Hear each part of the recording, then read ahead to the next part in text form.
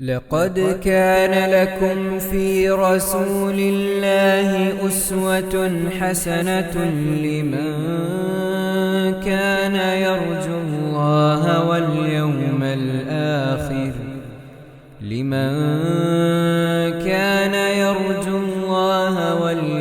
الآخر وذكر الله كثيرا.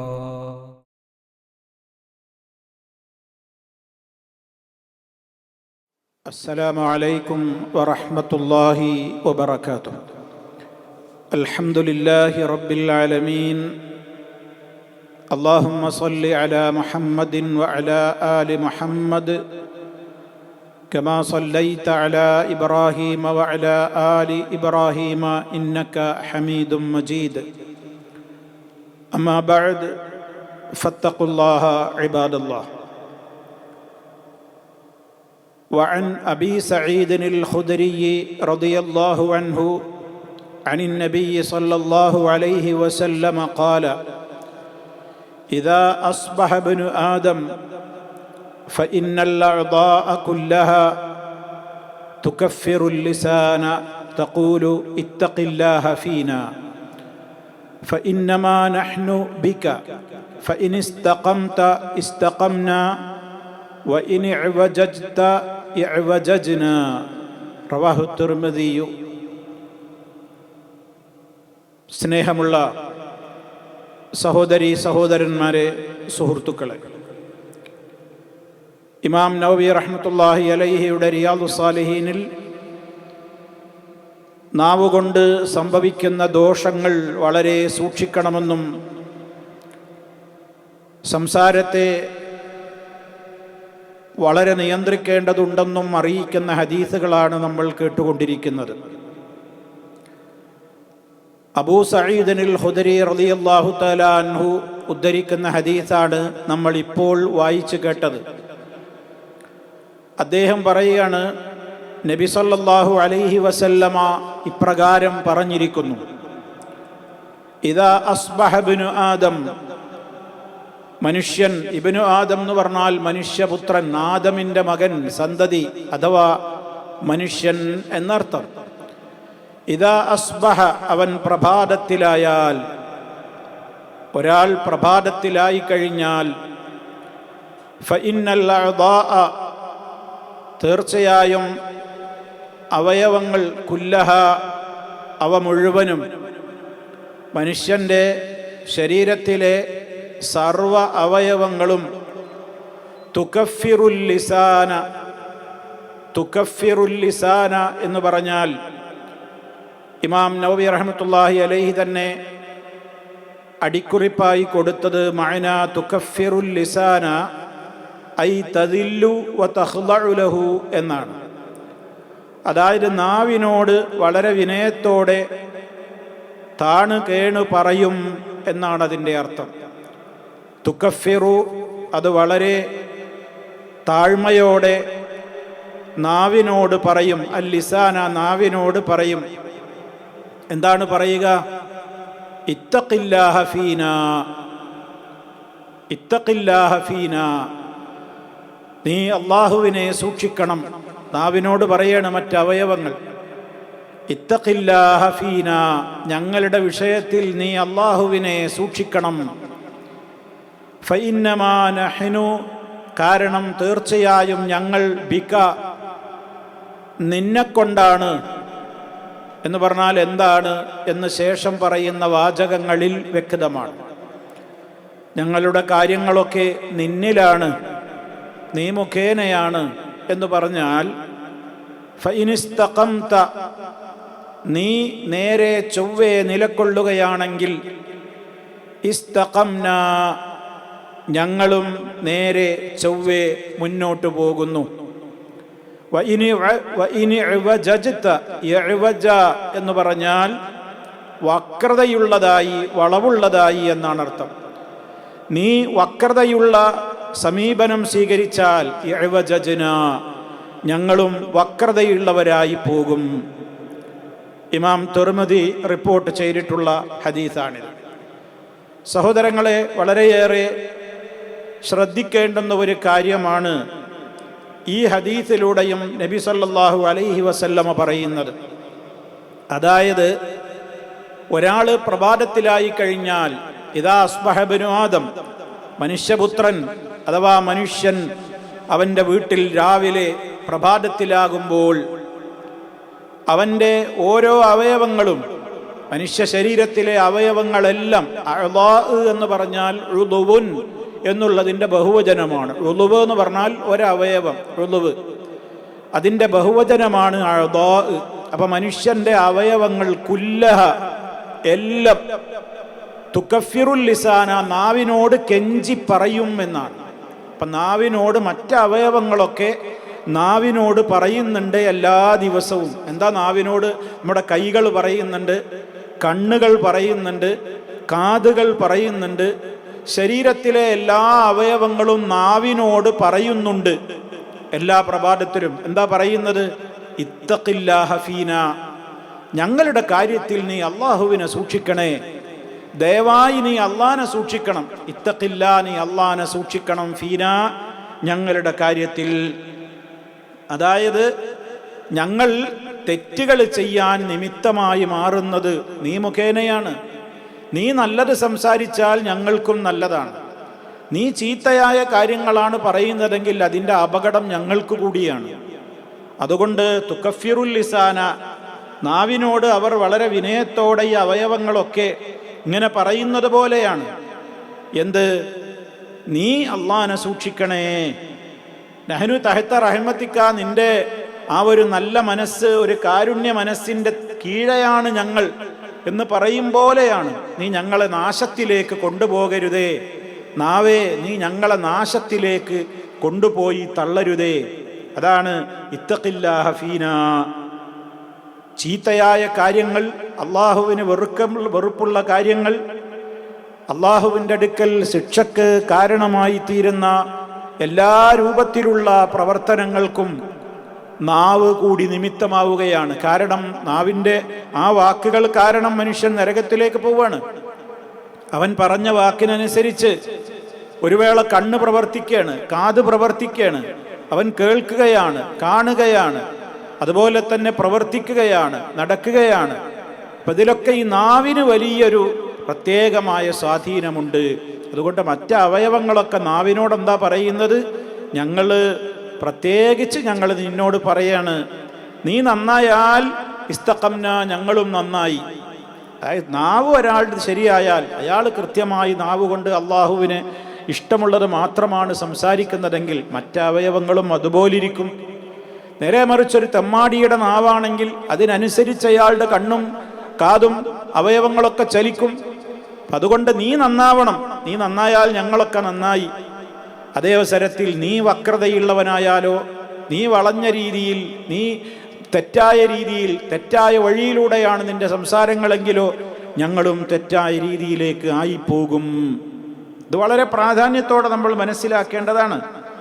അപ്പോൾ മനുഷ്യൻ അവൻ സംസാരിക്കുന്നത് വളരെ ശ്രദ്ധിച്ചു വേണം. ആ സംസാരത്തിൽ അപാകതകൾ വന്നുപോയാൽ, ഒരാൾ ദിക്റുകൾ സ്ഥിരമായി നിർവഹിക്കുന്ന ഒരാളാണെങ്കിൽ അത് അയാളുടെ ജീവിതത്തിൽ മുഴുവനും ഉണ്ടാകും. എല്ലാ അവയവങ്ങളിലും അത് പ്രകടമാകും. അതിൻ്റേതായ ഒരു പ്രകാശം, അതിൻ്റേതായ ഒരു ഭക്തി മനുഷ്യ ശരീരത്തിൽ എല്ലായിടങ്ങളിലും അതുമുണ്ടാകും. അതേ അവസരത്തിൽ നാവ് വളരെ ദുഷിച്ചൊരു തെമ്മാടിയുടെ വാക്കുകൾ കാരണത്താൽ മനുഷ്യന്റെ ബോഡി മുഴുവൻ ദുഷിച്ചു പോവുകയാണ്. സമാനമായൊരു ഹദീസ് നമുക്കറിയാമല്ലോ. സല്ലല്ലാഹു അലൈഹി വസല്ലം പറഞ്ഞില്ലേ, മനുഷ്യ ശരീരത്തിൽ ഒരു മാംസപിണ്ഡമുണ്ട്. ഹദീസുകൾ നമ്മൾ പലപ്പോഴും കേട്ടിട്ടുള്ളതാണ്. വിധങ്ങൾ പറഞ്ഞതാണ്, മനുഷ്യ ശരീരത്തിൽ ഒരു മാംസപിണ്ഡമുണ്ട്. അത് നന്നായാൽ ശരീരം മുഴുവനും നന്നായി, അത് ദുഷിച്ചാൽ ശരീരം മുഴുവനും ദുഷിച്ചു. അലാ വഹിയൽ ഖൽബു, അതാകുന്നു ഹൃദയം. അപ്പം അതേപോലെ തന്നെ മനുഷ്യന്റെ ശരീരത്തിലെ എല്ലാ അവയവങ്ങളും നന്നാകാനും നാവ് കാരണമാകും, ദുഷിക്കാനും നാവ് കാരണമാകും. അതുകൊണ്ട് വളരെ ശ്രദ്ധിച്ച് സംസാരിക്കണം. നല്ലതേ പറയാവൂ, ദുഷിച്ചത് പറയരുത് എന്നാണ് ഈ ഹദീസിൻ്റെയും താല്പര്യം. ഇനി അടുത്ത ഹദീസ് ഉദ്ധരിക്കുന്നത് മഹാനായ മുആദ് റളിയല്ലാഹു അൻഹു ആണ്. വഅൻ മുആദിൻ റളിയല്ലാഹു അൻഹു ഖാല ഖുൽതു യാ റസൂലല്ലാഹ് أخبرني بعمل يدخلني الجنة ويباعدني من النار قال لقد سألت عن عظيم وإنه ليسير على من يسره الله تعالى عليه تعبد الله لا تشرك به شيئا وتقيم الصلاة وتؤتي الزكاة وتصوم رمضان وتحج البيت إن استطعت إليه سبيلا ثم قال ألا أدلك على أبواب الخير الصوم جنة والصدقة تطفئ الخطيئة كما يطفئ الماء النار وصلاة الرجل من جوف الليل ثم تلا تتجافى جنوبهم عن المضاجع يدعون ربهم خوفا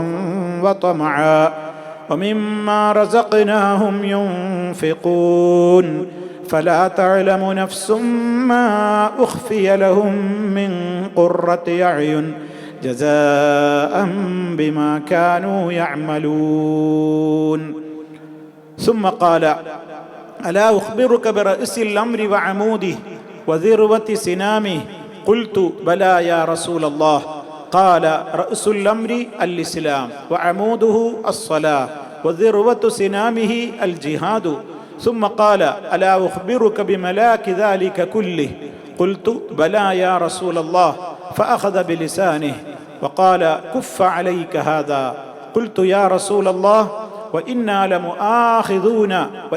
لمؤاخذون بما نتكلم به فقال ثكلتك أمك وهل يكب الناس في النار على وجوههم إلا حصائد ألسنتهم റവാഹു തിർമിദി വഖാല ഹദീസുൻ ഹസനുൻ സഹീഹ്. ഒരല്പം ദീർഘമായൊരു ഹദീസാണിത്. മഹാനായ മുആദ് ബിൻ ജബൽ റളിയല്ലാഹു തആല അൻഹു എന്ന സഹാബിയാണ് ഈ സംഭവം ഉദ്ധരിക്കുന്നത്. അദ്ദേഹം പറയാണ്, ഖുൽതു, ഞാൻ ചോദിച്ചു, അള്ളാഹുവിൻ്റെ റസൂലിനോട് ഞാൻ ചോദിച്ചു, യാ റസൂലല്ലാഹ്, അള്ളാഹുവിൻ്റെ റസൂലേ, അഖ്ബിർനി, അവിടുന്ന് എനിക്ക് പറഞ്ഞതായോ, അവിടുന്ന് എനിക്ക് പറഞ്ഞു തന്നാലും, അഖ്ബറ പറഞ്ഞു തന്നു, അതിൻ്റെ അഖ്ബിർ താങ്കൾ പറഞ്ഞു തരൂ നബിയെ, നീ എനിക്ക് ബി അമലിൻ ഒരു പ്രവൃത്തി, ആ അമല് ഞാൻ ചെയ്താൽ എനിക്കെന്താണ് നേട്ടം? യുദ്ഖിലുനി അൽ ജന്ന, ആ അമല് ഞാൻ ചെയ്താൽ എന്നെ ആ അമല് സ്വർഗത്തിലേക്ക് പ്രവേശിപ്പിക്കും. വയുബാഇദുനി, എന്നെ അകറ്റുകയും ചെയ്യും, മിനന്നാർ, നരകത്തിൽ നിന്ന്. നോക്കൂ നിങ്ങൾ സഹാബത്തിന്റെ സൂക്ഷ്മത. അള്ളാഹുവിൻ്റെ റസൂലിനോട് അവർക്ക് ചോദിക്കുവാൻ അവസരം കിട്ടുമ്പോൾ അവർ ചോദിക്കുന്ന ചോദ്യം ഏറ്റവും പ്രാധാന്യമർഹിക്കുന്ന ചോദ്യമാണ്.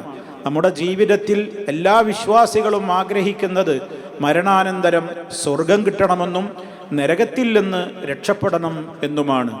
അതാണ് ഈ സഹാബി നബി തങ്ങളോട് ചോദിക്കുന്നത്, പ്രവാചകരെ, എനിക്കൊരു കാര്യം, ഒരു പ്രവൃത്തി എനിക്ക് പഠിപ്പിച്ചു തരൂ, ആ പ്രവൃത്തി ഞാൻ ചെയ്താൽ എന്നെ അത് സ്വർഗത്തിലെത്തിക്കും, നരകത്തിയിൽ നിന്ന് എന്നെ അത് അകറ്റുകയും ചെയ്യും.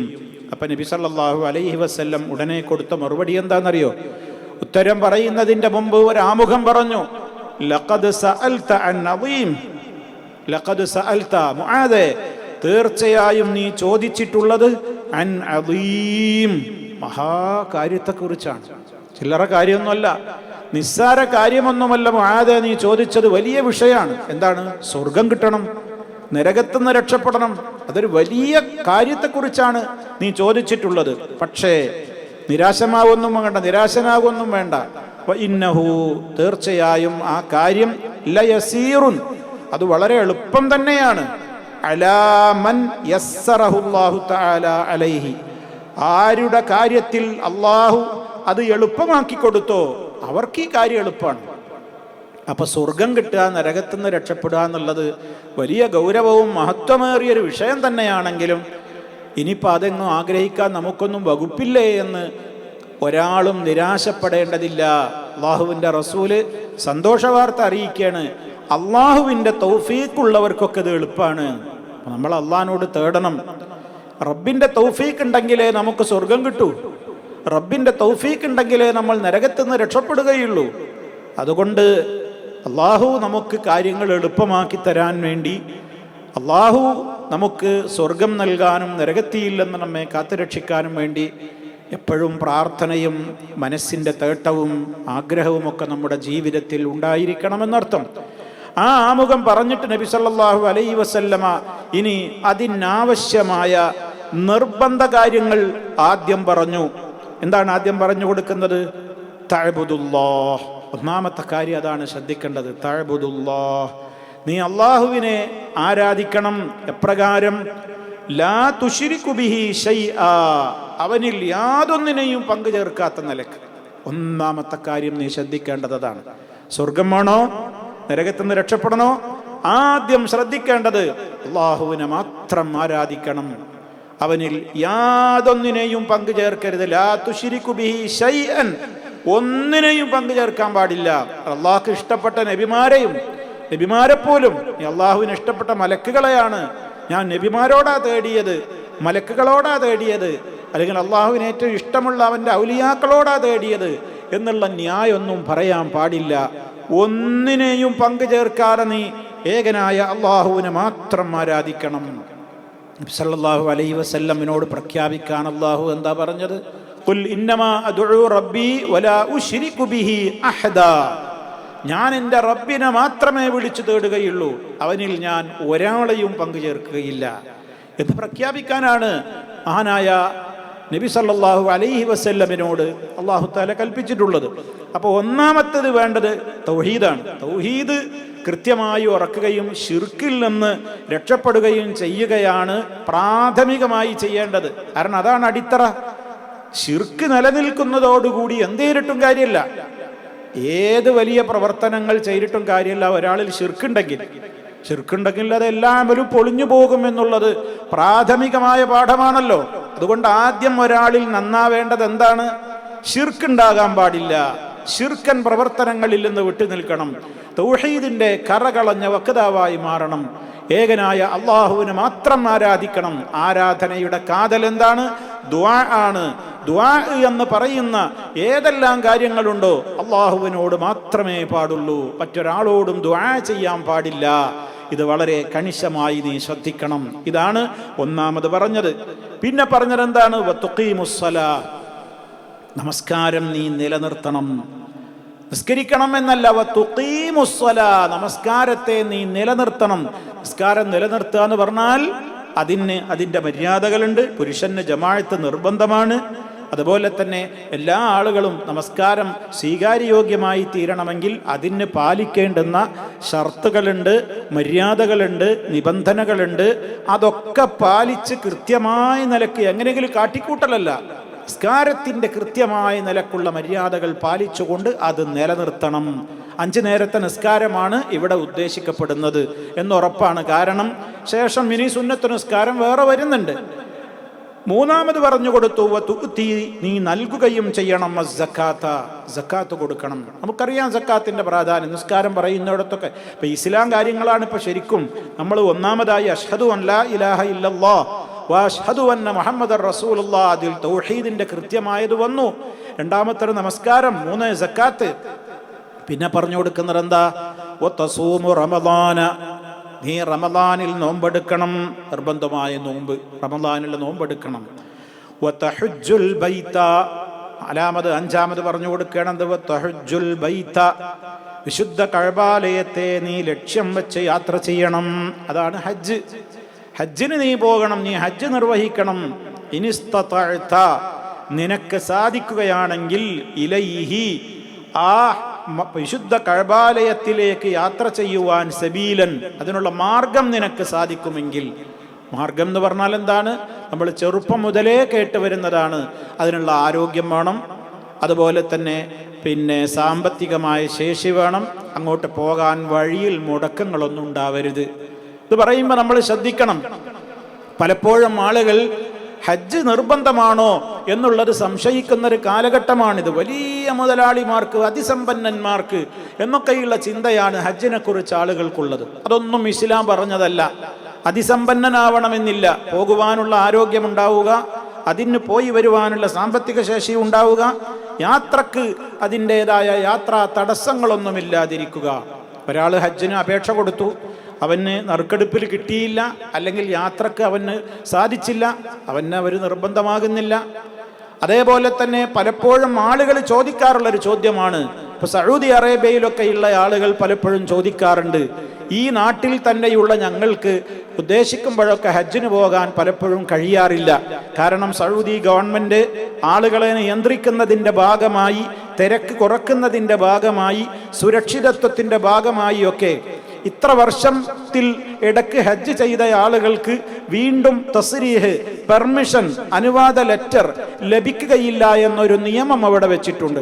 ചില ആളുകളൊക്കെ പറയും, ആ നിയമമൊക്കെ ഇപ്പോൾ വന്നതല്ലേ, അതുകൊണ്ട് ആ നിയമത്തെ നമ്മൾ അനുസരിച്ചോളണമെന്നുണ്ടോ? നമുക്ക് ഹജ്ജിനും ഉംറയ്ക്കൊക്കെ പേപ്പർ ഇല്ലാതെ തന്നെ അവിടെ സൗദികളായ നമുക്ക് ഇങ്ങനെ ഹജ്ജിൻ്റെ പ്രത്യേക പേപ്പറോ പെർമിഷനോ ഒന്നും ഇല്ലാതെ പോയി നിർവഹിച്ചൂടെ? അതിനെന്താ പത്ര പ്രയാസം, ഈ തടസ്സം എന്നൊക്കെ പലരും സംശയം ഉന്നയിക്കാറുണ്ട്. സഹോദരങ്ങളെ, മനസ്സിലാക്കുക, ഹജ്ജിനെ സംബന്ധിച്ചിടത്തോളം ഹജ്ജ് അൽ ഹജ്ജുൽ മബ്റൂറു, സ്വീകാര്യയോഗ്യമായ ഹജ്ജ്, ലൈസ ലഹു സവാബുൻ ഇല്ലൽ ജന്ന, സ്വർഗമല്ലാതെ അതിന് പ്രതിഫലമില്ല എന്നാണ്. അപ്പൊ സ്വീകാര്യയോഗ്യമായ ഹജ്ജ് ആവണമെങ്കിൽ അതിന് അല്ലാഹു തആല പറഞ്ഞതെന്താണ്? നീ ഇനിസ്തതഅത ഇലൈഹി സബീല, നിനക്കങ്ങോട്ട് പോകാനുള്ള വഴി, അതുപോലെ തന്നെ അതിനുള്ള മാർഗങ്ങൾ തെളിയണം. സമ്പത്തുണ്ടായിട്ട് കാര്യമില്ല, ആരോഗ്യമുണ്ട്, പക്ഷെ അവിടെ പോകാനുള്ള പേപ്പർ ശരിയായില്ല. പേപ്പർ ശരിയായില്ലെങ്കിലും നമ്മൾ ഏതെങ്കിലും രൂപത്തിലുള്ള വളഞ്ഞ വഴിയിലൂടെ, അല്ലെങ്കിൽ പോലീസുകാരുടെ കണ്ണ് വെട്ടിച്ചോ മറ്റേതെങ്കിലും വിധത്തിലുള്ള കുറുക്കു വഴികളിലൂടെയോ ഒക്കെ നുഴഞ്ഞു കയറിയിട്ട് ഹജ്ജ് ചെയ്തുകൂടെ എന്നൊക്കെ ചിന്തിക്കേണ്ടതില്ല. ഒന്നാമത്തത്, അത്തരം ആളുകൾക്ക് ഹജ്ജ് നിർബന്ധമാകുന്നില്ല. ഇനി അങ്ങനെ ഒരാൾ ഹജ്ജ് ചെയ്താലോ ഹജ്ജ് സഹീഹാകും, ഹജ്ജ് സഹിയാവും എന്നുള്ള കാര്യത്തിൽ സംശയമല്ല. പക്ഷേ അയാൾ ആ ഹജ്ജ് ചെയ്യാൻ വേണ്ടി അയാൾ എന്ത് ചെയ്യുന്നു? ഒരു ഹറാമായ മാർഗം സ്വീകരിക്കുകയാണ്, ഒരു തെറ്റായ വഴി സ്വീകരിക്കുകയാണ്. അവിടുത്തെ ഗവൺമെൻറ്, അവിടുത്തെ ഉലുൽ അംർ, ഭരണാധികാരികൾ അതിന് ഒരു നിയമം വെച്ചിട്ടുണ്ടെങ്കിൽ ആ നിയമം മസ്ലഹത്ത് ഉദ്ദേശിച്ചുകൊണ്ട് അവർ വെക്കുന്ന നിയമങ്ങളാണ്. ആ നിയമത്തെ ധിക്കരിച്ചുകൊണ്ട് പോകേണ്ട കാര്യം എന്താണുള്ളത്? നാം പുണ്യം നേടാനല്ലേ പോകുന്നത്. അപ്പം അതുകൊണ്ട് അങ്ങനെയുള്ള വളഞ്ഞ വഴികൾ സ്വീകരിക്കേണ്ടതില്ല എന്ന് നമ്മൾ മനസ്സിലാക്കുക. നമുക്ക് കൃത്യമായി അനുവാദം കിട്ടി, എല്ലാ മാർഗങ്ങളും നമുക്ക് വ്യക്തമായി, അത് എളുപ്പമായാൽ തന്നെ മാത്രമേ നമുക്ക് ഹജ്ജ് നിർബന്ധമാവുകയുള്ളൂ. നിർബന്ധമായ ഹജ്ജ് അല്ലാത്ത മറ്റു സുന്നത്തായ ഹജ്ജുകൾക്കൊക്കെ വേണ്ടിയാണ് പലപ്പോഴും ആളുകൾ ഇങ്ങനെയൊക്കെ വളഞ്ഞ വഴികളൊക്കെ സ്വീകരിക്കാറുള്ളത്. അവിടെയും നമ്മൾ മനസ്സിലാക്കുക, ഒരു സുന്നത്തായ ഹജ്ജ് നിർവഹിക്കുവാൻ വേണ്ടി ഹറാമായ കാര്യങ്ങൾ നമ്മൾ ചെയ്തിട്ട് വേണോ അങ്ങനെ പോകാൻ? അപ്പം അതുകൊണ്ട് തന്നെ നിയമങ്ങൾ നമ്മൾ പാലിക്കുക എന്നുള്ളത് എല്ലായിടത്തും ഇസ്ലാമികമായ നമ്മുടെ ബാധ്യത തന്നെയാണ് എന്ന് ഈ അവസരത്തിൽ ഓർമ്മപ്പെടുത്തുകയാണ്. അപ്പോൾ സഹോദരന്മാരെ, ഇവിടെ അതിന് കഴിവുള്ള ആളുകൾ പോകണം. നമ്മുടെ നാട്ടിലൊക്കെ എത്രയോ സമ്പന്നരുണ്ട്, ആണുങ്ങളുണ്ട്, പെണ്ണുങ്ങളുണ്ട്, പലപ്പോഴും പോവില്ല. നൂറുകൂട്ടം തടസ്സങ്ങൾ പറഞ്ഞുകൊണ്ട് അവർ ഹജ്ജിൽ നിന്ന് വിട്ടുനിൽക്കുന്നു. ഇതൊക്കെ അള്ളാഹുവിൻ്റെ അടുക്കൽ എത്തുമ്പോൾ അതിൻ്റെ കാര്യത്തിൽ ഖേദിക്കേണ്ടി വരും. അതുകൊണ്ട് ഹജ്ജിനെ കുറിച്ച് ചിന്തിച്ചിട്ടില്ലാത്ത, അതിന് കഴിവുണ്ടായിട്ടും ആ കാര്യത്തിൽ അലസത കാണിക്കുന്ന മുഴുവൻ ആളുകളും വളരെയേറെ അപകടകരമാണ് ആ പ്രവണത എന്ന് തിരിച്ചറിയണം എന്നുകൂടി അവസരത്തിൽ ഓർമ്മപ്പെടുത്തുകയാണ്. കാരണം അള്ളാഹുവിൻ്റെ റസൂൽ ഇവിടെ പറഞ്ഞു കൊടുക്കുന്ന കാര്യങ്ങൾ എന്താണ്? സ്വർഗത്തിലെത്താൻ, നരകത്തിൽ നിന്ന് രക്ഷപ്പെടാൻ ഇതൊക്കെ വേണം എന്നാണ്. അപ്പൊ ഈ 5 കാര്യങ്ങൾ പറഞ്ഞു കൊടുത്തു. സുമ്മ ഖാല, പിന്നീട് നബി സല്ലല്ലാഹു അലൈഹി വസല്ലം പറഞ്ഞു. എന്താ പറഞ്ഞു കൊടുത്തത്? അലാ അദുല്ലുക, ഇനി ഞാൻ നിനക്ക് അറിയിച്ചു തരട്ടെയോ? അലാ അബ്വാബിൽ ഖൈരി, നന്മയുടെ കവാടങ്ങൾ ഞാൻ നിനക്ക് അറിയിച്ചു തരട്ടെയോ? അപ്പൊ ഈ നിർബന്ധമായ കാര്യങ്ങളൊക്കെ പറഞ്ഞതിന്റെ ശേഷം പിന്നെയും ഇനി നന്മയുടെ കവാടങ്ങൾ, ഇതൊന്നുമല്ലാത്തത്, ഇതൊക്കെ തന്നെ കൃത്യമായി ഒരാൾ പാലിക്കുന്നുണ്ടെങ്കിൽ സ്വർഗത്തിലെത്താൻ അത് മതി, നരകത്തിൽ നിന്ന് രക്ഷപ്പെടാൻ അത് മതി. പക്ഷേ നമ്മൾ മനുഷ്യരല്ലേ, നമ്മുടെ നിർബന്ധ കർമ്മങ്ങളിലൊക്കെ തന്നെയും പോരായ്മകൾ ഉണ്ടാകും. ആ പോരായ്മകൾക്കൊക്കെ പരിഹാരം എന്ന നിലക്ക് ഐച്ഛികമായ ചില കാര്യങ്ങൾ, സുന്നത്തായ കാര്യങ്ങൾ നമ്മൾ വർദ്ധിപ്പിക്കുമ്പോൾ നമുക്ക് അള്ളാഹുവിൻ്റെ അടുക്കൽ അതൊക്കെ വലിയ പ്രതിഫലത്തിന് കാരണമായി മാറും എന്നുള്ളത് സുന്നത്തായ കർമ്മങ്ങളല്ലേ എന്ന ലാഘവ ബുദ്ധിയോടെ പല സുന്നത്തുകളെയും തള്ളിക്കളയുന്നവർ ചിന്തിക്കേണ്ടതാണ്. ഇവിടെ നബി സല്ലല്ലാഹു അലൈഹി വസല്ലം ഇതൊക്കെ പറഞ്ഞിട്ട് അത് നിർത്തിയില്ലല്ലോ. പിന്നെ പറഞ്ഞു കൊടുക്കുന്നത് എന്താണ്? അലാ അദുല്ലുക, ഞാൻ നിനക്ക് അറിയിച്ചു തരട്ടെയോ? അലാ അബ്വാബിൽ ഖൈരി, നന്മയുടെ കവാടങ്ങൾ ഞാൻ നിനക്ക് അറിയിച്ചു തരാം. എന്നിട്ട് പറഞ്ഞു കൊടുക്കുകയാണ്. ആദ്യം പറഞ്ഞു അസ്സൗമു ജുന്നത്തുൻ, നോമ്പ് പരിചയാണ്. ജുന്നത്ത് എന്ന് പറഞ്ഞാൽ പരിച എന്നാണ് അർത്ഥം. യോദ്ധാക്കൾ യുദ്ധത്തിലൊക്കെ പണ്ട് ശത്രുക്കളുടെ വാളുകൊണ്ടുള്ള വെട്ടും കുന്തം കൊണ്ടുള്ള കുത്തുമൊക്കെ തടുക്കുവാൻ വേണ്ടി ഉപയോഗിച്ചിരുന്ന ഒരു തരം കൈകളിൽ അവർ അണിഞ്ഞിരുന്ന യുദ്ധ ഉപകരണമാണ് പരിച എന്ന് മലയാളത്തിൽ പറയപ്പെടുന്ന ജുന്ന എന്ന് പറയുന്നത്. അപ്പം ഇവിടെ നോമ്പ്, ഇവിടെ അസ്സൗമു ജുന്നത്തുൻ എന്ന് പറഞ്ഞാൽ നോമ്പ് ഒരു പരിചയാണ്. അപ്പം നിർബന്ധമായ നോമ്പ്, അതിൻ്റെ പുറമേ ഉള്ള നോമ്പായിരിക്കും ഇവിടെ നബി സല്ലല്ലാഹു അലൈഹി വസല്ലം പറയുന്നത്. നിർബന്ധ നോമ്പും ആ പുണ്യകരം തന്നെയാണ്. എന്നാൽ നിർബന്ധമായ നോമ്പിന് പുറമേ സുന്നത്തുകളും കൂടി അനുഷ്ഠിക്കുമ്പോഴോ നമ്മുടെ നോമ്പിൽ വന്നിട്ടുള്ള വീഴ്ചകൾക്ക് കൂടി അത് പരിഹാരമാണല്ലോ. അപ്പം നോമ്പ് ഒരു ജുന്നത്തുൻ, അത് ഒരു പരിചയാണ്, ഒരു തടസ്സമാണ്, ഒരു മറയാണ് എന്ന് നബി സല്ലല്ലാഹു അലൈഹി വസല്ലം പറയുമ്പോൾ മനുഷ്യന് ദുന്യവിയായ പാപങ്ങളിൽ നിന്ന് രക്ഷപ്പെടാൻ അതൊരു മറയാണ്. മനുഷ്യൻ്റെ കണ്ണുകളെ നിയന്ത്രിക്കാൻ, നാവിനെ നിയന്ത്രിക്കാൻ, സർവ്വ അവയവങ്ങളെയും നിയന്ത്രിക്കുവാൻ മനുഷ്യന് പ്രേരിപ്പിക്കുന്ന അല്ലെങ്കിൽ അവന് സഹായകമാകുന്ന ഒരു ഇബാദത്താണ് നോമ്പ്. നബി സല്ലല്ലാഹു അലൈഹി വസല്ലം പറഞ്ഞില്ലേ, നീ നോമ്പെടുത്തോ, വിവാഹം കഴിക്കുവാൻ ശേഷിയുണ്ടായിട്ടും അഥവാ സാമ്പത്തികമായ പരാധീനത അനുഭവിക്കുന്ന ഒരാളോട് നബിതങ്ങൾ എന്താ പറഞ്ഞത്? നീ നോമ്പെടുത്തോ. നോമ്പെടുക്കുന്നതിലൂടെ നിന്റെ കണ്ണുകളെ നിനക്ക് നിയന്ത്രിക്കാം, നിന്റെ ലൈംഗിക അവയവത്തെ നിനക്ക് കാത്തു സൂക്ഷിക്കാം എന്നൊക്കെ പറഞ്ഞല്ലോ. അപ്പൊ തിന്മകളിൽ നിന്നുള്ളൊരു പരിചയാണ് നമുക്ക് നോമ്പ്. ഇനി നാളെ പരലോകത്ത് നരകത്തിയിൽ നിന്ന് നമുക്കുള്ള ഒരു പരിച, ഒരു തടസ്സവുമാണെന്ത്? നോമ്പ്. അപ്പൊ എല്ലാ അർത്ഥത്തിലും ദുന്യവിയായും ഉഖറവിയായും നമ്മെ അപകടത്തിലെത്തിക്കുന്ന എല്ലാ കാര്യങ്ങളിൽ നിന്നും നമുക്ക് തടസ്സം നിൽക്കുന്ന, ഒരു മറയായി നിൽക്കുന്ന ഒരു പരിചയാണ് എന്ത്? നമ്മുടെ നോമ്പ്. അപ്പൊ അതിൻ്റെ പ്രാധാന്യം പഠിപ്പിച്ചു കൊടുത്തു. പിന്നെ പറയുന്നു വസ്സദഖ, ദാനധർമ്മം. ദാനധർമ്മത്തിന്റെ പ്രത്യേകത എന്താണ്? തുത്ഫിഉൽ ഖതീഅത, അത് പാപങ്ങളെ അണച്ചു കളയും. അത്ഫ എന്ന് പറഞ്ഞാൽ അണച്ചു കളഞ്ഞു, വിളക്കണച്ചു, കെടുത്തിക്കളഞ്ഞു, അതാണ് അത്ഫ. അണച്ചു കളഞ്ഞു, കെടുത്തിക്കളഞ്ഞു. തുത്ഫിഉൽ ഖതീഅത, പാപങ്ങളെ അത് കെടുത്തിക്കളയും, അണച്ചു കളയും. ഏത്? സദഖ. ഏതുപോലെ? അവിടുന്ന് ഒരു ഉപമ പറഞ്ഞു, കമാ യുത്ഫിഉൽ മാഉ അന്നാറ, വെള്ളം തീയിനെ അണച്ചു കളയും പോലെ, വെള്ളം തീയിനെ കെടുത്തിക്കളയും പോലെ നമ്മുടെ ജീവിതത്തിൽ വന്നു പോയിട്ടുള്ള പാപങ്ങളെ മായ്ച്ചു കളയുന്ന, കെടുത്തിക്കളയുന്ന, അണച്ചു കളയുന്ന പുണ്യകർമ്മമാണ് ദാനധർമ്മങ്ങൾ എന്ന് നബി സല്ലല്ലാഹു അലൈഹി വസല്ലം പഠിപ്പിച്ചു. അപ്പൊ ധർമ്മത്തിന് അങ്ങനെ ഒരു പ്രത്യേകതയുണ്ട്. ധർമ്മം കൊടുത്തുകൊണ്ട് ഒരാളും ഫക്കീറാവൂല. ഒരാള് സദഖ കൊടുത്തത് കൊണ്ട് ഇന്ന് വരെ ഒരാളും പൊളിഞ്ഞു പാപ്പറായി പോയിട്ടില്ല. പക്ഷെ ശൈത്താൻ അതാണ് പറയാ നമ്മളോട്, കൊടുക്കണ്ട, സക്കാത്ത് കൊടുക്കണ്ട, അതിനൊന്നും നീ ആയിട്ടില്ല, ധർമ്മം കൊടുക്കണ്ട, നിന്റെ മുതല് കുറഞ്ഞു പോകും എന്ന്. പ്രത്യേകം നബി സല്ലല്ലാഹു അലൈഹി വസല്ലം പഠിപ്പിച്ചില്ലേ, ധർമ്മം ധനത്തിൽ കമ്മി വരുത്തുകയില്ല, മറിച്ച് ധനം കൂടുകയുള്ളൂ. സദഖ കൊടുത്തത് കൊണ്ട് ആരും ഫക്കീറായിട്ടില്ല, പലിശ വാങ്ങിയത് കൊണ്ട് ആരും സമ്പന്നനുമായിട്ടില്ല. അതുപോലെ തന്നെ പിശുക്ക് കാണിച്ചിട്ട് ആരും ഇവിടെ വലുതായിട്ടില്ല, വലിയവനായിട്ടില്ല. അവന് തോന്നും ഞാൻ വലിയവനായി ഇതൊക്കെ, പക്ഷെ ബർക്കത്തുണ്ടാവില്ല. അതുകൊണ്ട് തന്നെ സദഖയെ നബി സല്ലല്ലാഹു അലൈഹി വസല്ലം അതിൻ്റെ ഫലം പറഞ്ഞതെന്താണ്? അത് നമ്മുടെ ജീവിതത്തിൽ സംഭവിച്ചു പോയിട്ടുള്ള പാപങ്ങളെ അത് കെടുത്തിക്കളയും, ഇല്ലാതെയാക്കും. ഏതുപോലെ? തീ അഗ്നിയെ വെള്ളം കെടുത്തിക്കളയും പോലെ. അതിനുശേഷം പിന്നെ ഒരു തീക്കട്ടമ്മേൽക്ക് കുറച്ച് വെള്ളം ഒഴിച്ചാൽ എന്താ ഉണ്ടാവുക?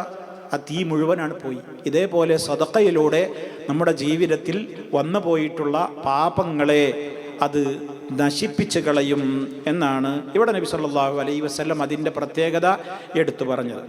പിന്നെ പ്രത്യേകത എടുത്തു പറയുന്നു, മൂന്നാമത്തെ കാര്യം പറയണം, നന്മയുടെ കവാടങ്ങൾ ഇങ്ങനെ പറയാണ് ഓരോന്ന്. വസലാത്തുർ റജുലി, ഒരാളുടെ നമസ്കാരം, മിൻ ജൗഫിൽ ലൈലി, രാത്രിയുടെ ഉള്ളിൽ അവൻ നമസ്കരിക്കൽ, അഥവാ തഹജ്ജുദാണ് പറയുന്നത്. രാവേറെ ചെന്നതിൻ്റെ ശേഷം ഇശാ നമസ്കാരം കഴിഞ്ഞ് അതിൻ്റെ സുന്നത്തും കഴിഞ്ഞ് സുബഹി ബാങ്ക് വിളിക്കുന്നതിൻ്റെ ഇടക്ക് എപ്പോഴാണോ കഴിയുന്നത് അത് എത്രത്തോളം പിന്തിക്കുവാൻ സാധിക്കുമോ അത്രയും നല്ലത്. അതാണല്ലോ രാത്രിയുടെ ഉള്ളിലുള്ള നമസ്കാരം. അതിൻ്റെ പ്രത്യേകത വിശുദ്ധ ഖുർആൻ പറഞ്ഞ സൂറത്തു സജദയിലെ ആയത്താണ് നബി സല്ലല്ലാഹു അലൈഹി വസല്ലമ പിന്നെ ഓതി കേൾപ്പിച്ചു കൊടുത്തത്. എന്താണ് ആ ആയത്തിൽ പറയുന്നത്? സത്യവിശ്വാസികളായ ആളുകളുടെ പ്രത്യേകത എടുത്തു പറയാണ്. തതജാഫാ ജുനൂബുഹും, അവരുടെ പാർശ്വഭാഗങ്ങൾ അഥവാ ശരീരത്തിൻ്റെ ഭാഗങ്ങളെ അവർ അകറ്റുന്നു.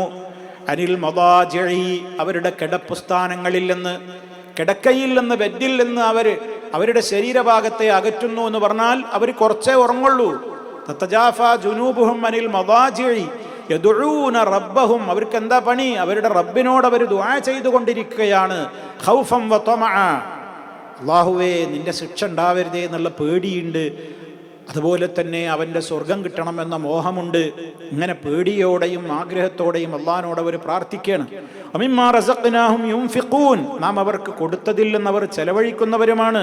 അത് പറഞ്ഞിട്ട് അള്ളാഹ് എന്താ അതിൻ്റെ പ്രതിഫലം പറഞ്ഞത്?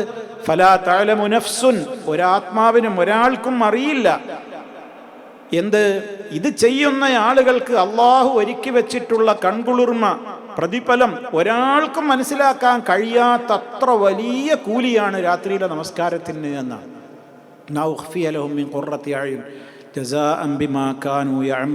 അവർ പ്രവർത്തിക്കുന്ന ആ പ്രവർത്തനങ്ങളുടെ ഫലമെന്നോണം അള്ളാഹു ഒരുക്കി വെച്ചിട്ടുള്ള പ്രതിഫലത്തിന് കയ്യും കണക്കൂല. അത് ഒരാൾക്കും മനസ്സിലാക്കാൻ കഴിയാത്തതാണ്, അത്ര വലിയ പുണ്യം.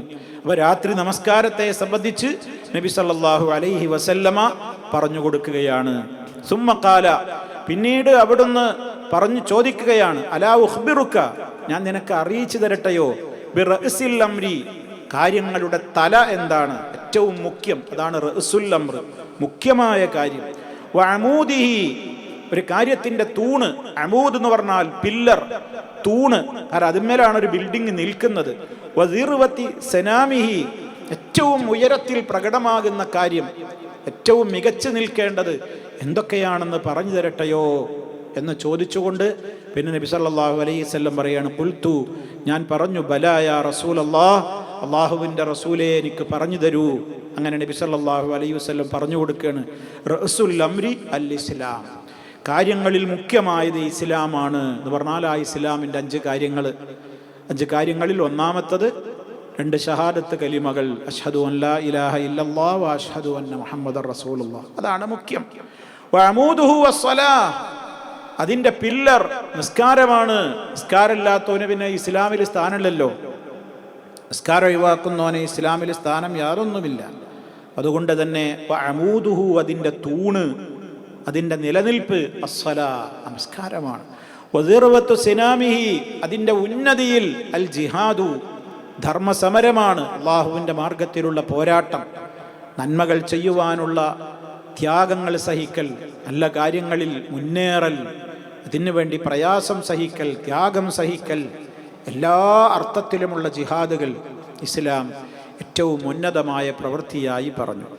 സുമ്മഖാല, പിന്നീട് നബി സല്ലല്ലാഹു അലൈഹി വസല്ലം പറഞ്ഞു കൊടുക്കുകയാണ്, ഒക്കെ മുആദ് റളിയല്ലാഹു അൻഹുവിനോട് കൊടുക്കുന്ന ഉപദേശങ്ങളാണ്. അലാ ഉഖ്ബിറുക, ഞാൻ നിനക്ക് അറിയിച്ചു തരട്ടെയോ, ബിമലാക്കി ദാലിക കുല്ലി, ഇപ്പറയുന്നതിൻ്റെ എല്ലാം നിലനിൽപ്പ് എന്താണ്, ഇതൊക്കെ ചെയ്യുന്നതിൻ്റെ നിലനിൽപ്പ് എന്തിലാണ് എന്ന് ഞാൻ പറഞ്ഞു തരട്ടെയോ. കൺട്രോൾ ചെയ്യേണ്ട ഒരു കാര്യമുണ്ട്, അതാണ് നമ്മുടെ അധ്യായം. ഖുൽതു, അപ്പോൾ ഞാൻ പറഞ്ഞു, ബലാ യാ റസൂലല്ലാഹ്, അള്ളാഹുവിൻ്റെ റസൂലേ പറഞ്ഞു തരൂ. ഫഅഖദ ബിലിസാനിഹി, നബി തങ്ങൾ തൻ്റെ നാവ് പിടിച്ചു. വഖാല, എന്നിട്ട് പറഞ്ഞു, കുഫ്ഫ അലൈക ഹാദാ, ഇത് നല്ലോണം കൺട്രോൾ ചെയ്യണം. നേരത്തെ പറഞ്ഞതൊക്കെ ചെയ്യുന്നതിൻ്റെയൊക്കെ കൂലി പോയി പോകും, ഇത് കൺട്രോൾ ചെയ്യണം. കുഫ്ഫ അലൈക ഹാദാ, ഇതിനെ നീ പിടിച്ചു വെക്കണം. ഖുൽതു, അപ്പം ഞാൻ ചോദിച്ചു, യാ റസൂലല്ലാഹ്, അള്ളാഹുവിൻ്റെ റസൂലേ, മുആദ് റളിയല്ലാഹു അൻഹു പറയണ്. കേട്ടപ്പോൾ ഭയങ്കര അത്ഭുതം. ചോദിച്ചു ഞാൻ റസൂലിനോട്, പ്രവാചകരെ, വഇന്നാല മുആഖദൂന, ഞങ്ങൾ തീർച്ചയായും ശിക്ഷിക്കപ്പെടുന്നവർ തന്നെയാണോ? ഞങ്ങൾക്ക് ശിക്ഷ കിട്ടുമോ? ബിമാ നതകല്ലമു ബിഹി, ഞങ്ങൾ സംസാരിക്കുന്നത് കൊണ്ടും ഞങ്ങൾക്ക് ശിക്ഷ കിട്ടുമോ? വർത്തമാനം പറഞ്ഞാൽ അതുകൊണ്ട് ശിക്ഷ കിട്ടുമോ? ഫഖാല, നബിതങ്ങൾ പറയാണ്, സകിലത്തുക ഉമ്മുക, അത് അറബികളുടെ ഒരു പ്രയോഗമാണ്. നിനക്ക് ഉമ്മ നഷ്ടപ്പെടട്ടെ എന്നാണ്. എന്ന് പറഞ്ഞാൽ അത് ഉമ്മ നഷ്ടപ്പെടാനുള്ള ദുആയല്ല, അത്രയും കാര്യത്തിൻ്റെ സീരിയസ് ധരിപ്പിക്കുവാൻ വേണ്ടി പറയുന്നൊരു അറബികളുടെ പ്രയോഗമാണത്. വളരെ ഗൗരവത്തിൽ പറയണേ. എന്താ ഈ ചോദിക്കുന്നത്, പറഞ്ഞുതരാ.